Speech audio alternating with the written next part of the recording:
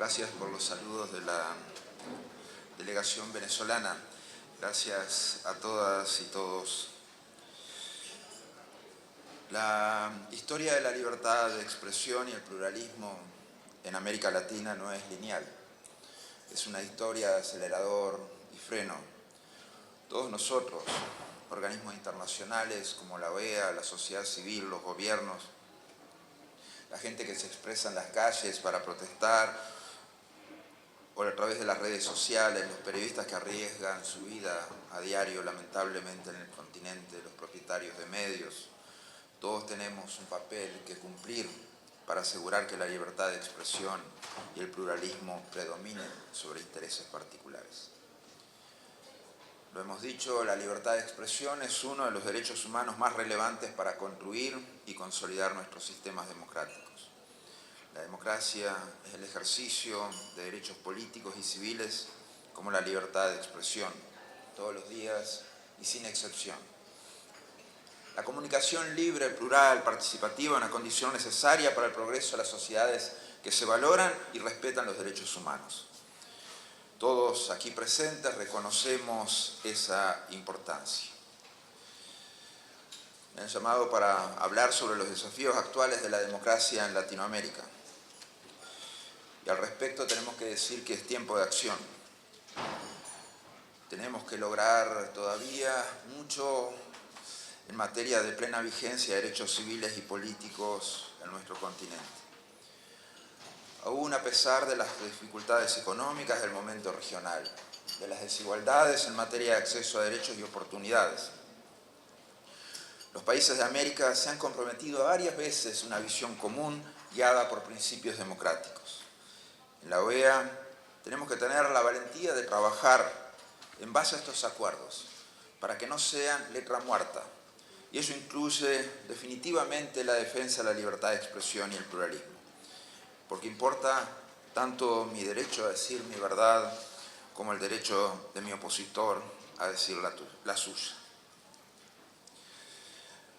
Cuando fui electo secretario general de la OEA, recuerdo que Claudio Paulillo hizo un editorial muy favorable a mi elección. Creo que era el primero en 5 años. Llegué a tener los 3 editoriales de búsqueda dedicados a mí. Pero esa es la idea. Creo que esa es la idea que tenemos que fortalecer y tenemos que entender. Los servidores públicos tenemos la responsabilidad de facilitar sus soluciones, superar nuestros límites, nuestra zona de confort, para hacer aquello que sabemos es necesario e imprescindible para el desarrollo, el bienestar de nuestra gente, para el mejor funcionamiento de una democracia. En las Américas tenemos una hoja de ruta, tenemos que trabajarla permanentemente. La Carta de la OEA, la Carta Democrática Interamericana, las Convenciones Interamericas de Derechos Humanos y de Lucha contra la Corrupción. Existen compromisos basados en principios democráticos con el reconocimiento de una serie de derechos, con la obligación de procurar un nivel básico de bienestar para los ciudadanos. Entonces, la OEA es el foro hemisférico por excelencia y debe existir para servir a los pueblos de los países miembros. Y no cumpliría su tarea si no trabajase con valentía sobre estos consensos, que todos están dispuestos a aplaudir mientras no se mueven del papel, pero que ponen a muchos incómodos, a muchos, cuando los queremos pasar a la acción, cuando esta realidad de la democracia entonces tiene que sufrir y admitir sus críticas, sus deficiencias, sus disfuncionalidades. Hemos señalado que los valores éticos y morales que exponemos en largos textos jurídicos no significan nada si no hacemos algo al respecto. Para nosotros tiene que regir el imperativo categórico de Kant, ejercer el deber ser. No busquemos la estética de la política, sino la ética de la política. Debemos estar siempre en la vanguardia de la lucha por la democracia, entendida no como ejercicio electoral cada 4 o 5 años, sino como el ejercicio pleno de derechos civiles y políticos a diario, ante cada problema, ante cada tema de nuestra ciudadanía. Nuestros principios morales no significan nada si no luchamos cada día y sin tregua contra la corrupción, si no asumimos la responsabilidad diaria de luchar contra la corrupción, si no resolvemos las enormes desigualdades en acceso a derechos de nuestros ciudadanos, si no aceptamos que necesitamos resolver deficiencias en nuestras sociedades que son el caldo de cultivo de crimen organizado. No podemos aceptar de brazos cruzados una realidad donde las oportunidades de progreso siguen siendo esquivas a quienes provienen de un hogar humilde o han nacido en zonas rurales o pasan por el costado por razones de raza, género u orientación sexual. Por el contrario, debemos bregar para que haya igualdad de oportunidades para todos. Nuestros valores éticos certificados en nuestros acuerdos interamericanos poco significan si no entendemos que el asesinato y persecución de periodistas en la región es la muerte y persecución de todos nosotros, los que ejercemos cargos de responsabilidad políticas en organismos internacionales o cargos de gobierno. Porque silenciar a un periodista, sea donde sea, amedrentarlo, intimidarlo, es ponernos una mordaza a todos nosotros. Nuestros valores poco significan si no entendemos que los derechos de cada migrante son nuestros propios derechos. Si no hacemos nuestra la paz en Colombia y asumimos la responsabilidad de la justicia, la reinserción de los combatientes y reparación de las víctimas. Esos mismos valores no significan nada si no hacemos nuestra la prisión de cada preso político en el continente, sean López, Ceballos o Ledesma. Si no entendemos que la prisión de cada preso político es la prisión de nuestros propios derechos civiles y políticos.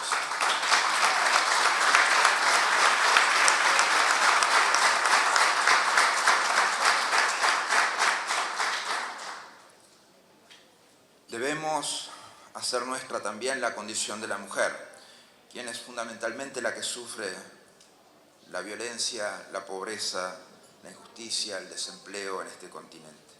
Si no hacemos nuestra también la condición de las personas con capacidades diferentes, los afrodescendientes, los indígenas, las personas LGTBI, si no asumimos la pobreza de millones en nuestro continente. Por eso nuestros mensajes no pueden ser contradictorios con los principios y valores que decimos defender, porque entonces estamos erosionándolos y generando prácticas agresivas a la dignidad humana. Debemos romper la lógica de hablar en abstracto de esta organización y de los derechos que defiende. Si esquivamos los problemas reales, esos problemas que hacen a la vida de la gente, sería casi como decirles que no nos importan. Ese es el principio que hemos sostenido en esta gestión. Es mi deber la defensa de los principios democráticos, de derechos humanos, de seguridad compartida y desarrollo, a la que todos nos hemos comprometido.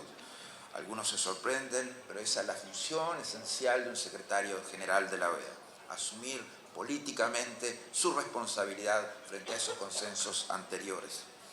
No es definitivamente un cargo administrativo, definitivamente la opinión política del secretario general de la Organización de Estados Americanos es esencial a la hora de hacer plena vigencia de estos consensos. Han sido meses intensos desde que asumimos.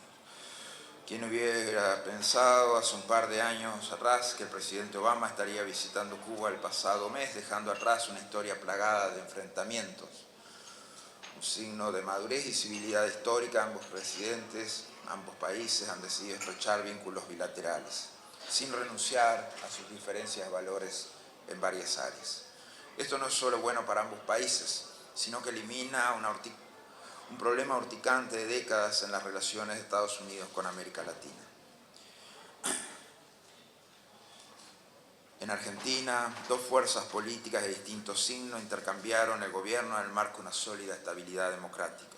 Y esto más allá de las pasiones con que viven los argentinos sus diferentes políticos, es motivo de satisfacción para la democracia regional.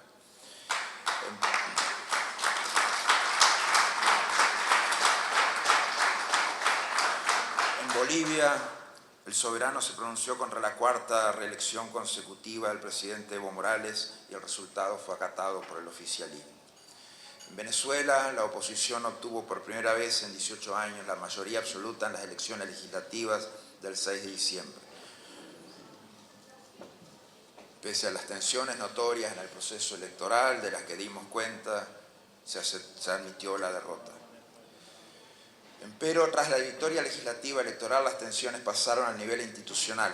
donde es crítico recuperar el equilibrio de poderes entre el Ejecutivo, el Legislativo y el Judicial para generar una plataforma que permita un diálogo constructivo y que permita soluciones de verdad reales para todos los venezolanos que están viviendo una situación humanitaria penosa. En ese contexto es imperioso que se facilite por parte del Ejecutivo la puesta en práctica de una amnistía que devuelva a los presos políticos a su familia. Un gesto que abriría las puertas a un proceso de amplios reencuentros entre los venezolanos. En las Américas, las denuncias de corrupción en las clases políticas han movilizado a los ciudadanos a las calles en demanda de transparencia y el fin de la corrupción y la impunidad. En el mundo de la comunicación instantánea se hace cada vez más difícil esconder estas conductas reñidas con la ética. En Brasil se han enviado a la cárcel a los funcionarios de los principales partidos políticos, así como un importante número de dirigentes empresariales. Subrayemos una vez más que la situación brasileña nadie debe estar por encima de la ley, sea político, empresario o juez, al tiempo que la Constitución y la plena vigencia de la democracia deben guiar las acciones de todos los actores del sistema político. Estos son conceptos fundamentales. En Guatemala la ciudadanía se movilizó y logró enviar a la cárcel al mismo presidente, apoyada en las investigaciones de la Comisión Internacional contra la Impunidad en Guatemala.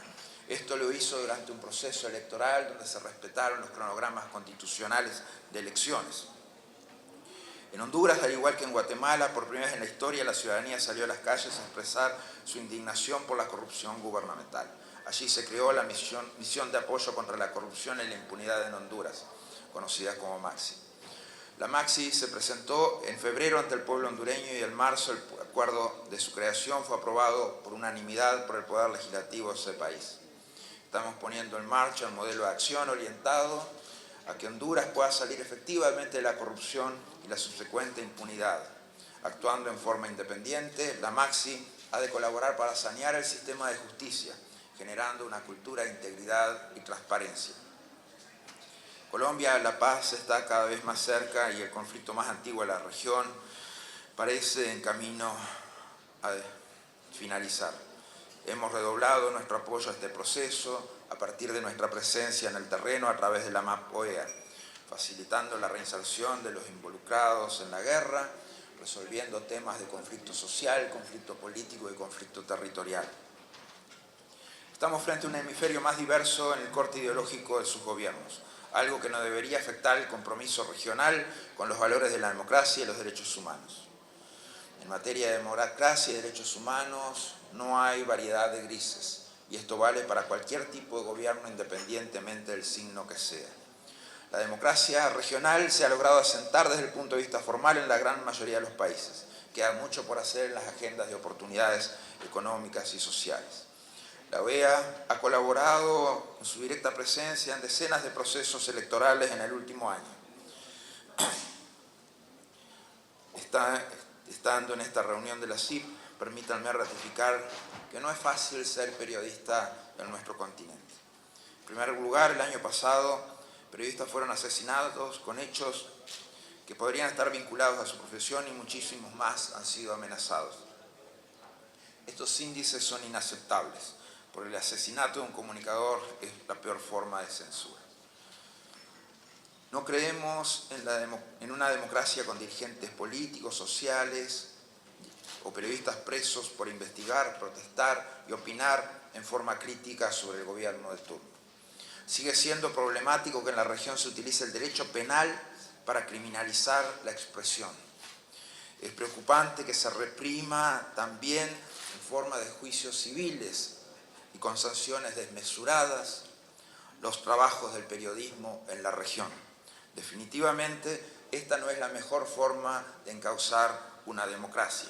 Este papel intimidante que se realiza en países de nuestro continente es definitivamente algo que atenta contra el mejor funcionamiento, contra el buen funcionamiento de la democracia.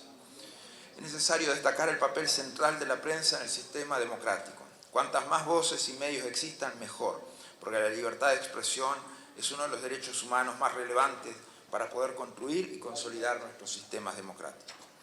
Los medios escritos en particular, televisión, radio, siguen siendo fundamentales para la democracia. Siguen determinando en parte la sensación térmica del debate de ideas y son centrales en las investigaciones sobre corrupción y las violaciones a los derechos humanos. Estamos al tanto de la difícil situación que ha tenido la prensa. Especialmente quiero referirme ahora a la prensa escrita, que ha venido enfrentando durante la última década por la revolución que Internet está produciendo y cómo esta impacta en la caída del tiraje y la publicidad. Pero confiamos en su capacidad para reconvertirse en función de la calidad del trabajo, en función del esfuerzo por poner los temas de la sociedad primero y por la valentía que tienen que tener los medios para llevar adelante estas acciones. Al hostigamiento de algunos gobiernos, los medios siguen resistiendo. Esa es una gran sensación de valentía que nos debe servir de ejemplo a todos.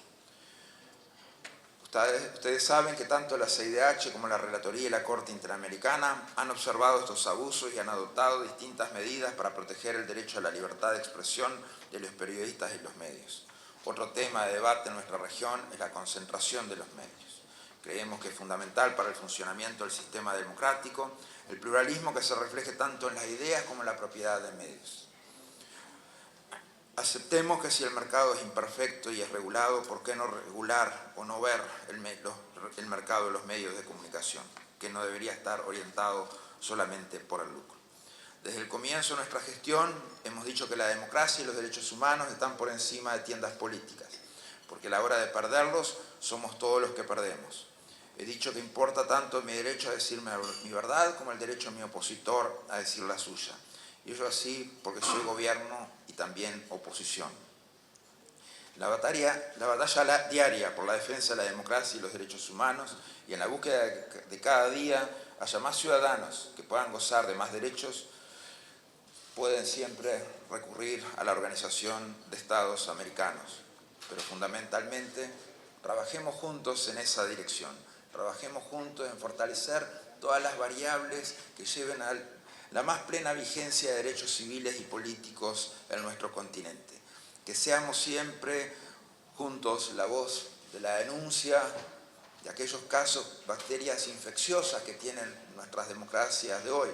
A veces la falta de diálogo, a veces el ilegal financiamiento de los partidos políticos, a veces la corrupción, a veces el vínculo de un crimen organizado cada vez más interesados en la política.